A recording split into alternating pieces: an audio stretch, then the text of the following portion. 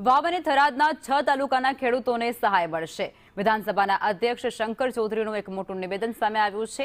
થરાદમાં નવા વર્ષના સ્નેહ મિલન કાર્યક્રમમાં આ નિવેદન આપ્યું છે। પાટણના સાંતલપુર અને રાધનપુરના ખેડૂતોને પણ સહાય ચૂકવવામાં આવશે। પાક નુકસાનીના સર્વેને લઈ અને ખેડૂતો ચિંતા ન કરે તેવું તેમના દ્વારા કહેવાયું છે અને આ સ્નેહ મિલનમાં સ્વરૂપજી અને લવિંગજી પણ ખાસ ઉપસ્થિત જોવા મળ્યા હતા। આ પેકેજ આખું જાહેર થયું ને તો એ ઘણી વખત હજુ એની ચર્ચા ચાલે કે એ કેટલા મળવાના ચીરીક મળવાના। પહેલું તો ખબર પડી પછી કે આપણને મળવાના નહીં, આવું બધું છે ને।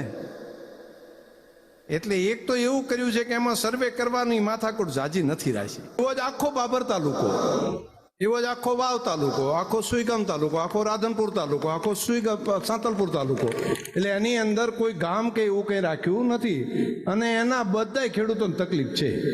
પ્રજાને જે પ્રમાણનો ઉત્સાહ છે, ખાસ કરીને હમણાં ખેતીની અંદર રાજ્ય સરકારે કૃષિના પાકોમાં જે નુકસાન થયું હતું વરસાદના કારણે એમાં જે મદદ કરી છે અને એમાં જે રાજ્ય સરકારે ઉદારતા રાખી છે તે માટે પણ ખેડૂતોએ ખૂબ એ બાબતને આજે વધાવી છે અને રાજ્ય સરકારનો આભાર પણ માન્યો છે। ખાસ કરીને વોટર લોગિંગ અને પાણી ભરાઈ રહેવાનું, તો તેના ઉકેલ માટે રાજ્ય સરકારે 2500 કરોડ રૂપિયા એની જે યોજના મૂકી છે એ આવનારા સમયમાં પાણીના પ્રશ્નોના ઉકેલ માટે ખૂબ ઉપયોગી સાબિત થશે। હજુ એનો સર્વે ઇજનેરો કરશે, એના જે નિષ્ણાતો હશે એનો અભિપ્રાય લેશે, પ્રજાજનોનો જે અભિપ્રાય છે એ પણ ત્યાં લઈ જે તે ગામમાં અને એ કામને આગળ લઈ જશે।